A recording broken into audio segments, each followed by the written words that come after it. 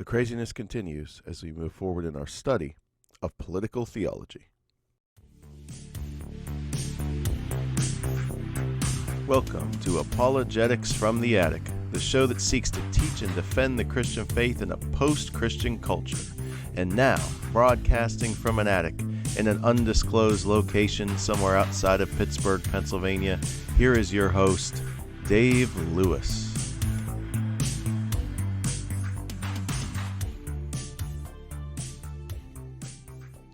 Hey everyone, welcome to another episode of Apologetics from the Attic on this January 9th, 2021. I've been doing quite a few shows this week. I'm either hot or cold. I'll take a month off and not do anything, and then I'll do 4 episodes in 1 week. That just gives you some insight into my personality and my personal issues.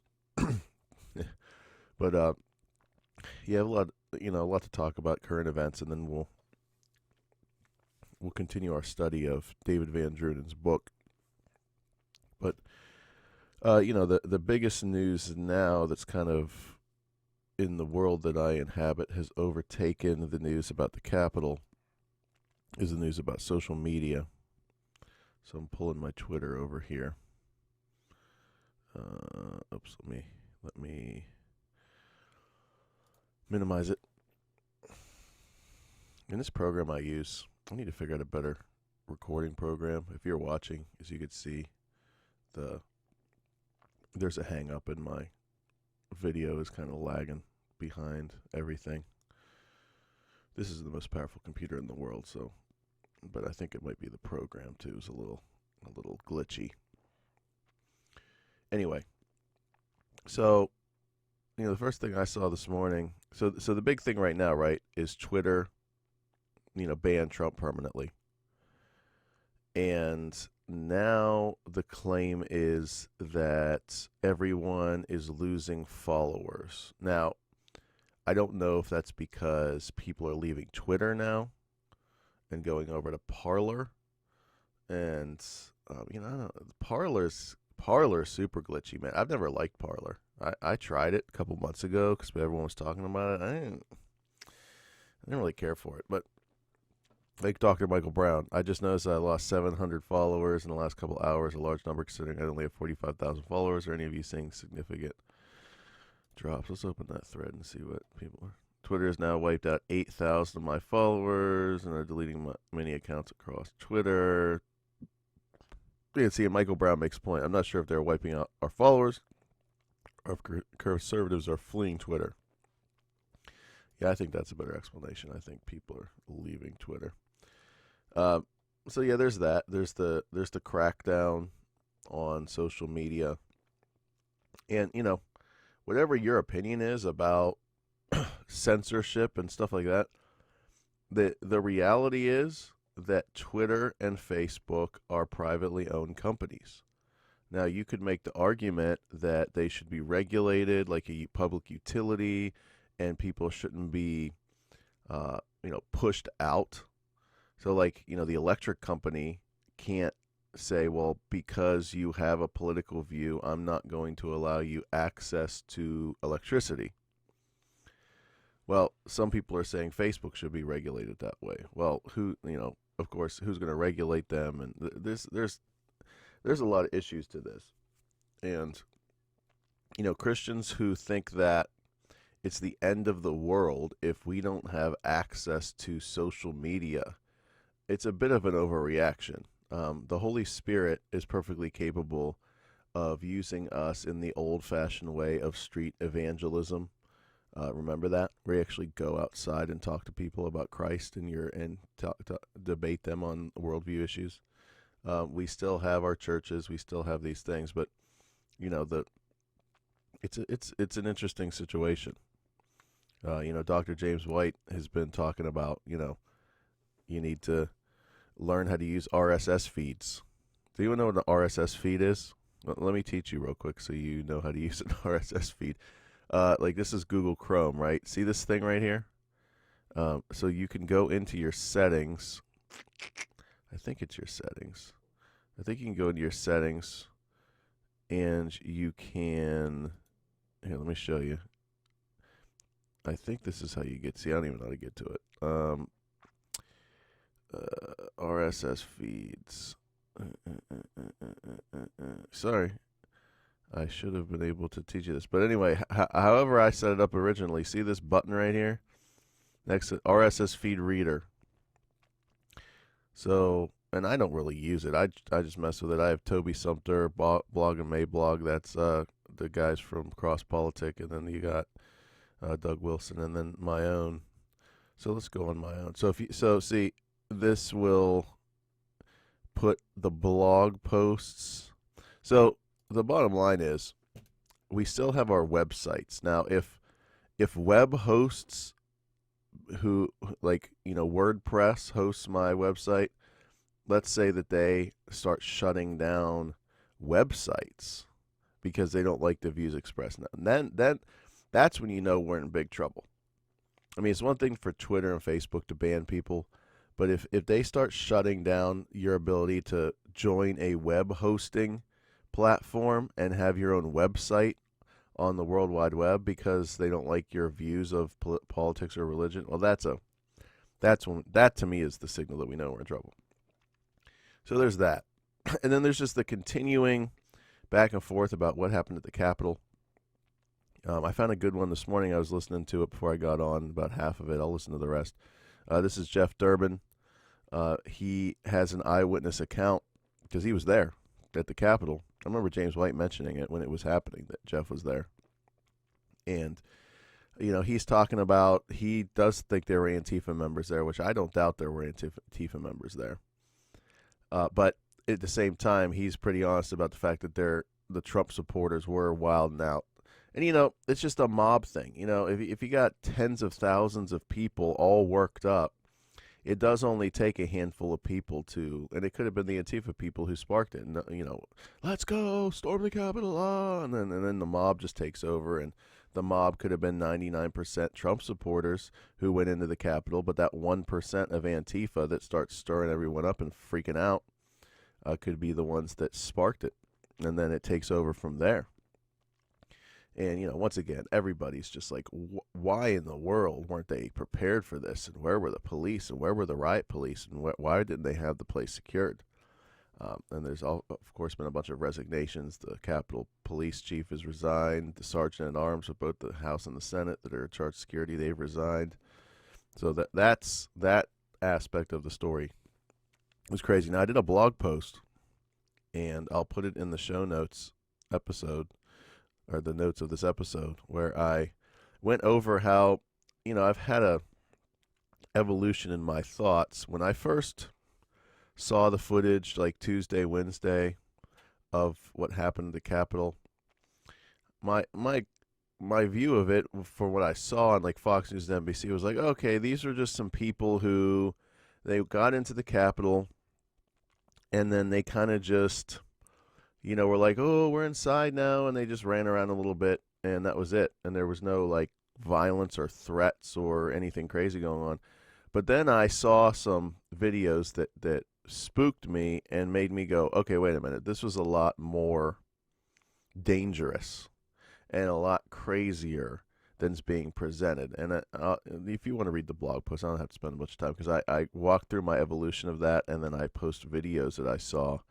And in that blog post, the one video I've seen that's the most compelling, not compelling, but what's the word I use? The most riveting, where you're just watching this video and you're like, this is crazy, and he captures it a lot.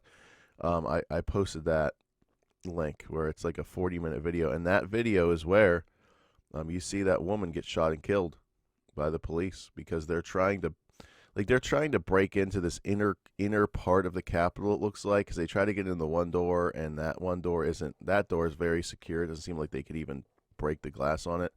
And then he goes around to, it seems like they're trying to get in that same area, and they go around to the other side, and they have that door blocked off. And my assumption is that that area was where they had the congressmen, senators, and the vice president sheltered. So they were defending that area with lethal force, and that's why that woman got shot and killed. because she tried to climb. They were smashing the glass. They were trying to get up in there, and that was they ceded most of the Capitol. These people, they just retreated and made a strategic stand in that area, and that was the area that they weren't going to cede any ground to, and that's why that woman got shot, and that's why they were ordered to use lethal force, I assume, because that's where they were sheltering all the congressmen and senators. And then the other thing that was crazy was people chanting "Hang Mike Pence," and then someone, I don't know if the gallows they set up actually would have been used to hang somebody if they were sturdy like that. I don't know, but there were gallows that someone made that I saw pictures of. That's all in the blog post. Anyway, it was a serious, dangerous situation. It was pretty bad, and we witnessed history on Tuesday.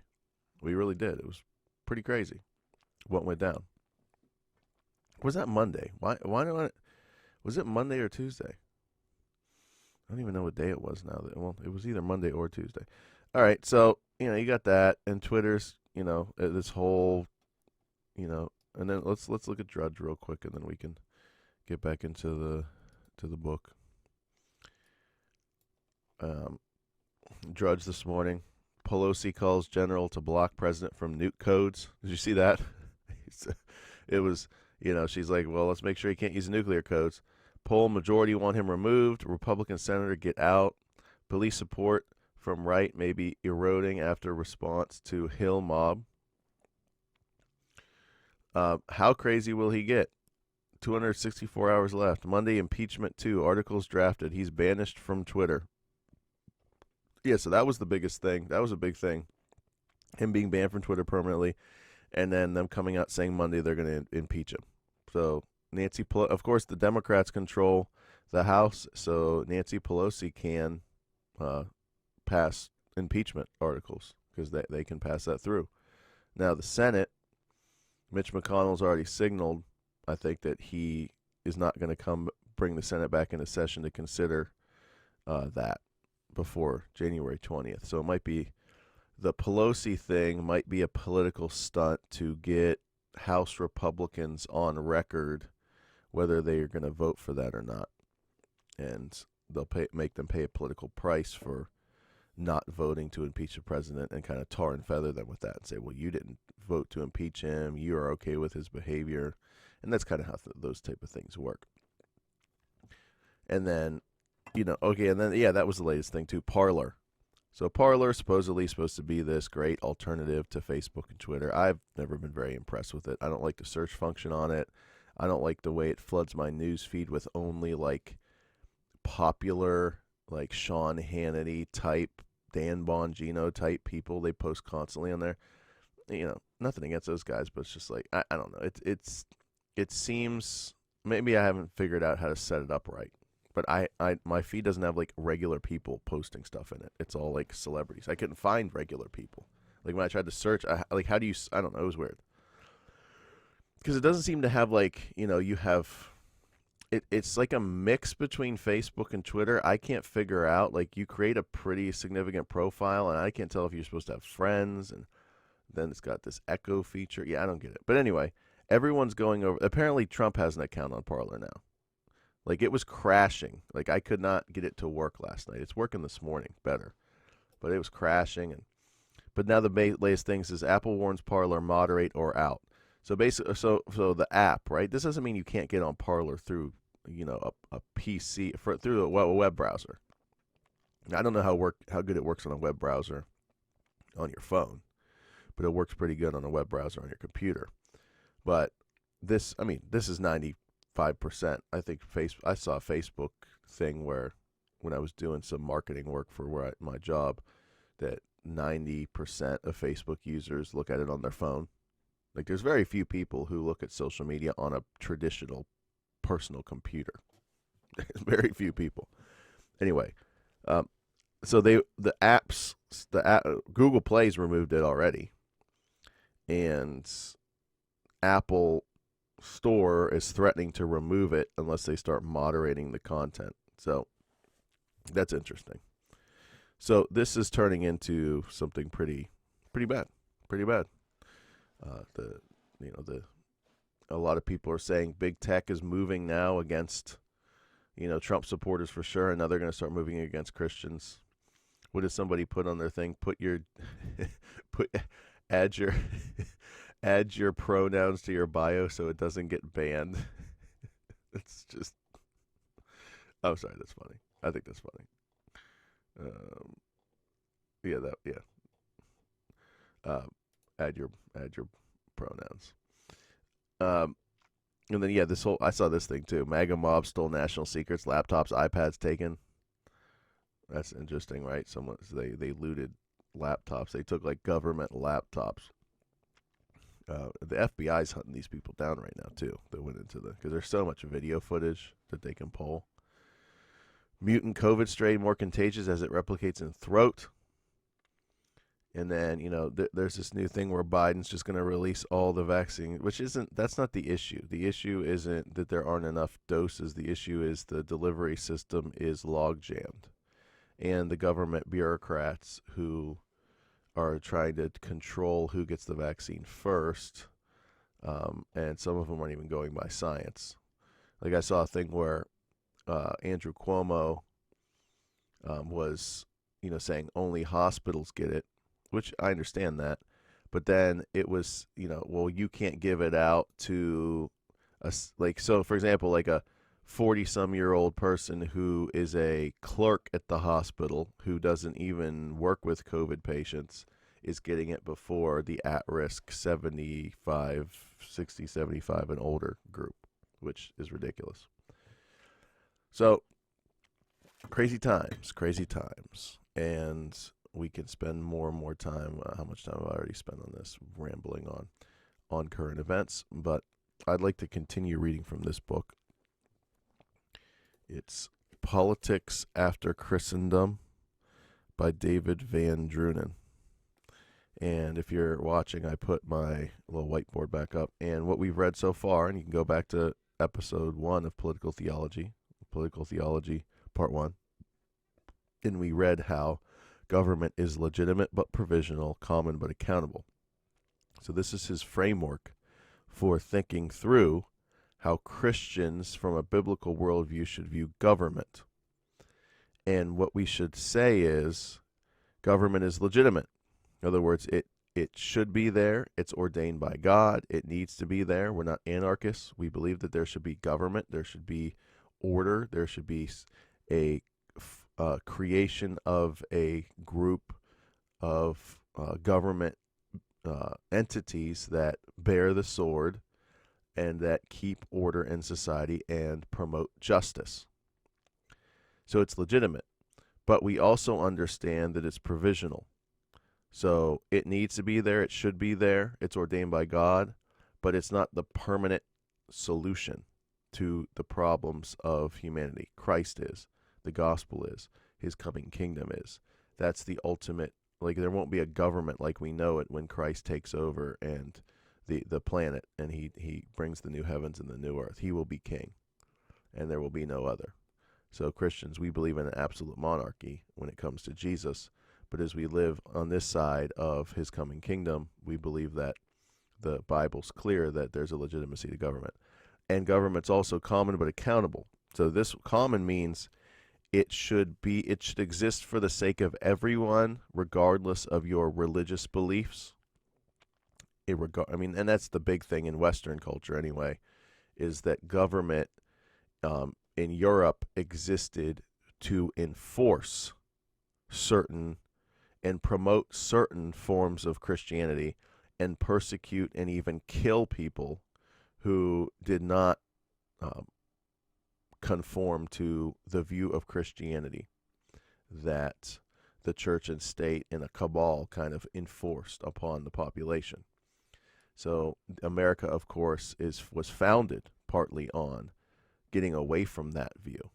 And we believe that it doesn't matter if you're a Muslim, a Hindu, a Buddhist, a Mormon, a Christian, Jewish. It doesn't matter what your religious faith is. Zoroastrian, you can believe wacky stuff about what your understanding of God, and you still are entitled to the protections of the government. You're still entitled to the rights that government is supposed to protect and give you justice.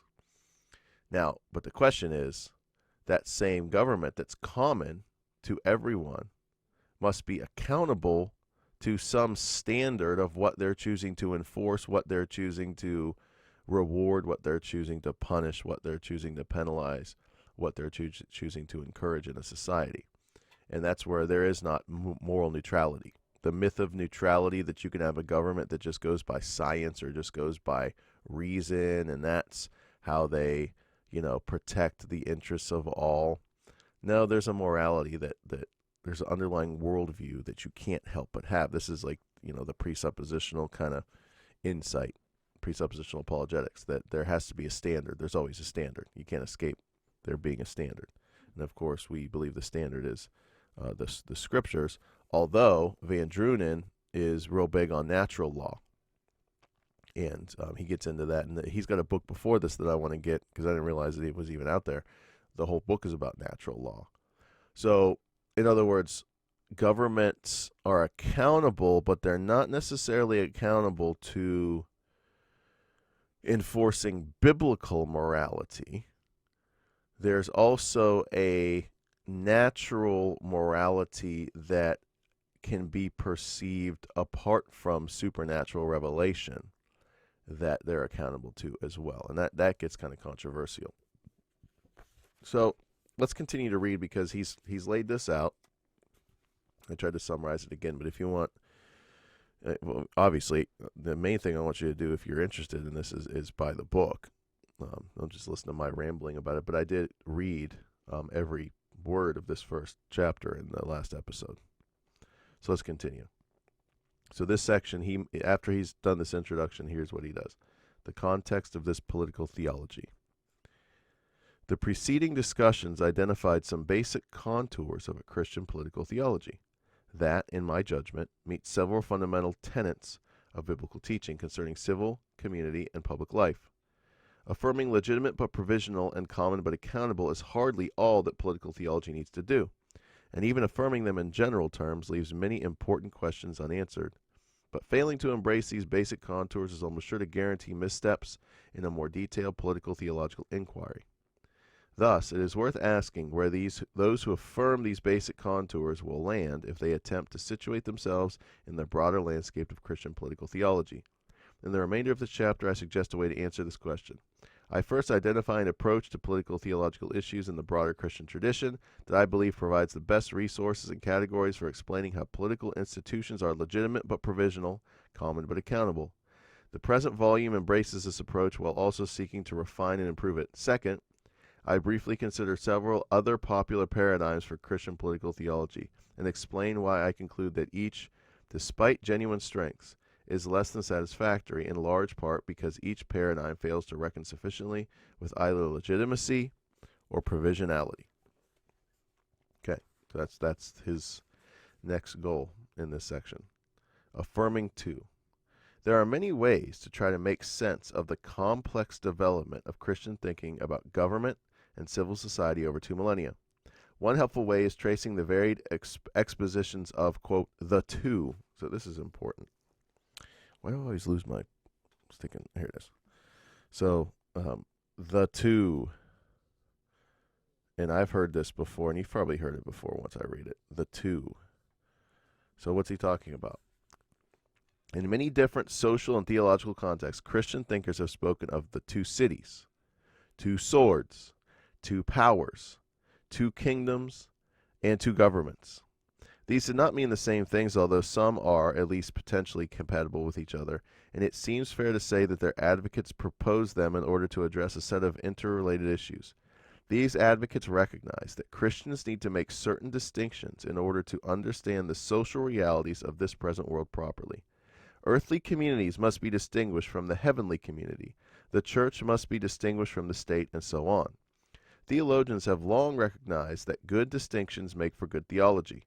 Theologians distinguish person and nature, body and soul, and justification and sanctification, for example, striving to explain what differentiates one from the other, as well as how they relate. Christian thinkers rightly sense that the need for good distinctions regarding the institutions and activities of this present life as well. In the present study, I join this inquiry about the twos. As I understand it, my political theology affirms and refines the idea of the two kingdoms as developed within the Reformed theological tradition, situated within a broader framework of the two cities as pioneered by Augustine. I do not claim that Christian thinkers who choose not to embrace these categories of the two are necessarily in error, although they too must find a way to make appropriate distinctions.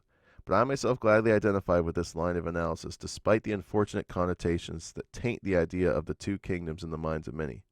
An important reason why I identify with this line of analysis is because it is in my own tradition. I am a Reformed minister and theologian, and I wish to work within the confessional and theological heritage of my churches. But I am also convinced that this line of analysis offers a uniquely helpful way to encapsulate a sound biblical theological understanding of political institutions and public life. I believe that older Reformed exposition of the two kingdoms should be refined and enriched, but its basic ideas provide a solid foundation and strong structure in which to keep living while doing the work of refurbishment. So he is a two kingdoms guy, and he'll explain to us what that is, and that's something you can further research, the two kingdoms, and what does that mean in political theology. He continues, I have not written this book as a merely contribution or to parochial Reformed debates, however. While continuing, and I hope contributing to, the Reformed tradition, this study attempts to focus upon biblical, theological, moral, legal, and political argumentation that those from other Christian traditions can understand and appreciate. After all, interpretation of Scripture should be a great interest to all professing Christians, and my line of inquiry is rooted in patristic and medieval Christianity, which the Reformation sought to reform, not reject. Augustine's The City of God was obviously not the first Christian foray into political theology, but it was a monumental work that remains impossible to ignore. Augustine proposed that there are two cities. So this is important. Listen to this. So and I still, I have briefly scanned parts of The City of God, but that's something I need to sit down and actually read through, because it is a very important work. So here's what here's what Augustine proposed in The City of God. Augustine proposed there are two cities, the earthly city and the heavenly city. These two cities are not church and state or church and civil society. They transcend any institutional distinction of this present world. Instead, Augustine's two cities correspond to two people. One is the people of God, redeemed through Christ, on pilgrimage here and now on their way to the eschatological new creation. And the other, the rest of fallen humanity, also living presently in this world, but destined for eschatological death. A key trait distinguishing the people of these two cities is their two loves. Citizens of the city of God love their Creator above all, while loving created things only in relation to God and for His sake. Citizens of the earthly city, on the other hand, set their chief affection on themselves. In terms of both destiny and love, therefore, a stubborn antithesis separates the two sets of citizens. Yet in this world they intermingle. Church and political community are not identical to the heavenly and earthly cities, respectively, because both church and political community are mixed societies. Some citizens of the earthly city are members of the church, while citizens of the heavenly city participate in civil communities. As Christians participate in their civil communities, they have no objection to sharing many things in common with the citizens of the other city, whether manners, laws, clothing, or other necessities of life, provided they do not hinder faith or worship of the true God. Christians thus seek the welfare of their civil communities and make use of whatever peace it enjoys, even while recognizing that only the heavenly city provides true peace and justice. That sounds really good to me. Augustine's meditations on the movement of history and God's work of redemption surely get many things correct, and profoundly so. In terms of earlier discussion, legitimate but provisional, common but accountable, Augustine seems to point us largely in the right direction.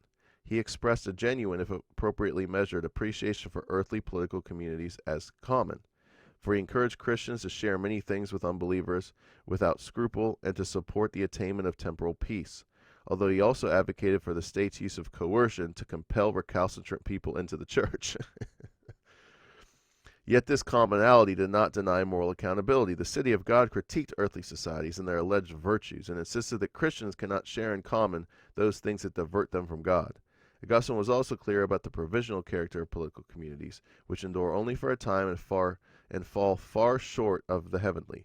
But this great work may be somewhat insufficient with respect to legitimacy. While Augustine did not oppose the state or its pursuit of justice, he seems to have fallen short of the full-fledged theological account of its divine institution. The basic two cities category itself, in any case, does not imply such an account. Augustine's notion of the two cities, therefore, offers a very helpful paradigm for building a Christian political theology, although one might question its sufficiency in some respects. There was room, it would seem, for further political theological development. Thus, in hindsight, it is no surprise that Christian thinkers continued inquiry into the two. In the late 5th century, Pope Gelasius I propounded a doctrine of two powers, the civil and the ecclesiastical, or that of the emperor and priest. While Augustine had proposed a distinction between two peoples with different loves and destinies, who nevertheless commingle in this world, Gelasius asserted a distinction between two powers, both from God, that exercise authority in this world. These two powers rule over the same people but have different jurisdictions. The emperor has authority over mundane and temporal affairs for the goal of public order. The priest is concerned with the sacraments and spiritual activities toward the goal of eternal life. Priest and emperor should submit to one another in their proper spheres. Several features of Gelasius' doctrine of the two fit within the framework of legitimate but provisional, common but accountable. His doctrine affirms the legitimacy of civil authority as divinely established, which was not clearly present in Augustine.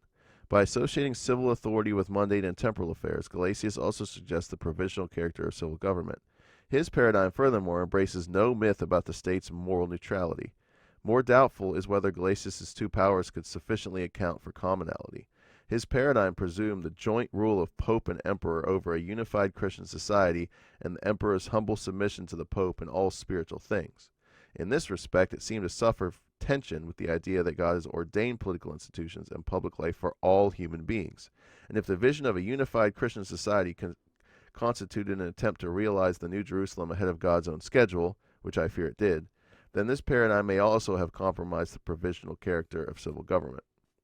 The two powers category, for obvious reasons, would prove to be an attractive way to think about civil authority and its relation to the Church in the context of Western Christendom. It achieves something valuable by affirming that government is legitimate even while distinguishing government's work from that of the Church, although some of its versions compromise this achievement. I think especially of Pope Boniface VIII's notion of two swords, which reduces civil power to a vassal serving at the Church's good pleasure. But insofar as Christendom imposed legal sanctions upon those who did not profess Christianity or professed it in unapproved ways, it had a serious flaw. At least if political authority ought to be common to the human race. In the Reformation and beyond, many Protestant theologians developed another category of the two kingdoms. Different versions and caricatures of the two kingdoms have existed within the Protestant tradition. The category is usually associated with Lutheran theology, in which it has indeed played an important role. But I focus upon its Reformed version, since this is my own tradition and I believe the most theologically compelling. To introduce this paradigm briefly, I utilize the work of 17th century theologian Francis Turretin, an eminent representative of the period of Reformed Orthodoxy, and then consider a more recent traveler in this tradition. So, I hope this is helping people just to listen to this and give this account of this is a good historical overview. The Reformed two kingdoms category generally resembles the two powers in its interest in how God rules the present world by means of human institutions and authorities, but its scope extends considerably further than this. Turretin's understanding of the two kingdoms is rooted in Christology and specifically in the nature of Christ's kingship. When beginning his treatment of this topic, he comments, "But before all things we must distinguish the twofold kingdom belonging to Christ, the one natural or essential, the other mediatorial and economical. Christ rules the former as true God and Logos, the second specifically as the incarnate God-man. He rules the first through his work of providence, the second by redemptive grace. The natural kingdom extends over all creatures equally, and the mediatorial kingdom over the church uniquely. Accordingly, Christ administers the mediatorial kingdom through the calling, government, and protection of the church and its perfection in the age to come. In terms relevant for political theology, first, the mediatorial kingdom consists fundamentally of Christ's rule over his redeemed and perfected people in the age to come, and the church is the one institutional expression of this kingdom in the present world. Second, Turretin and other Reformed Orthodox theologians saw the natural kingdom idea as especially relevant for understanding the nature and authority of civil government. Nevertheless, since Christ's natural kingdom extends equally over all creatures, Presumably, all other legitimate institutions of this world also reflect and express this universal providential rule of Christ in some way. Turton proposed a sevenfold distinction between ecclesiastical and political authority. Here we go. What's the sevenfold distinction between church authority and civil authority? 1. Political authority originates in God the Creator, while ecclesiastical authority originates in Christ, the head of the church. Only the church's ministers, not civil magistrates, promote the mediatorial kingdom of Christ properly and formally. Number 2. Non-Christians can hold political office, but ecclesiastical office belongs only to believers. 3. Political authorities can make, improve, and change laws, which they enforce through physical coercion, while ministers of the gospel have power only to promulgate the laws of Christ, and they do not bear the sword. 4. The supreme end of civil magistrates is the glory of God the Creator, who preserves the human race and rules the world, and their subordinate end is public peace and the temporal good of the community. The supreme end of the Christian ministry, however, extends to the glory of Christ the Mediator, the King of his church, and his subordinate end is the welfare of the church and the advance of Christ's mediatorial kingdom. 5. Political authority concerns the external things of the present life, while an ecclesiastical authority concerns sacred things that pertain to salvation. 6. Civil magistrates attend to external concerns in a political way and for a political end, while the church's ministers attend to spiritual concerns in a spiritual way for a spiritual end. 7. Finally, political authority is regulated by natural reason and human laws, but ecclesiastical authority is governed by the Word of God alone. Dutch theologian and statesman Abraham Kuyper, his dates are in 1837 and 1920, was the most influential Reformed social theorist in the past several centuries. Kuyper's social thought developed the earlier two kingdoms paradigm, although scholars often overlook this. 3 features of the way he adapted this paradigm for the present are noteworthy for the present study. First, Kuyper developed a detailed doctrine of common grace and special grace. The former refers to God's preservation of the present world, and the latter to God's redemptive achievement of new creation. Kuyper attributed common grace and special grace to Christ as mediator of creation and mediator of redemption, respectively, mirroring appeals to the twofold kingship of Christ in earlier centuries. Second, Kuyper grounded common grace especially in God's covenant with Noah after the Great Flood. Finally, through his notion of sphere sovereignty, Kuyper identified many independent activities and institutions of human life which develop organically as common grace sustains the various capacities of human beings created in the image of God, and permits these capacities to blossom as civilization expands. How should one evaluate the Reformed idea of the two kingdoms? Although I wish to nuance or qualify Turton's statement at several points, I believe his paradigm reckons well with the basic contours of a sound Christian political theology suggested above: legitimate but provisional, common but accountable. Turton roots political authority in the ordination of God, the Creator and Sustainer of all things, and specifically in the exercise of Christ's natural and universal kingship.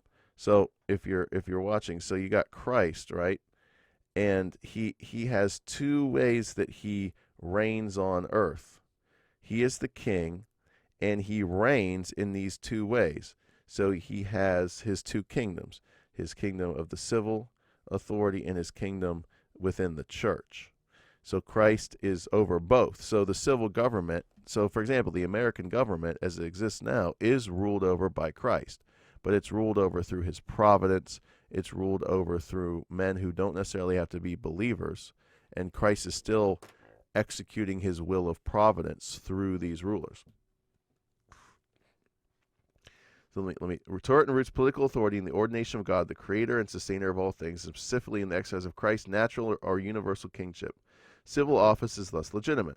At the same time, political magistrates do not exercise a spiritual authority that directly promotes Christ's mediatorial kingdom, but they bear the sword to advance temporal ends concerning the peace and order of a civil community.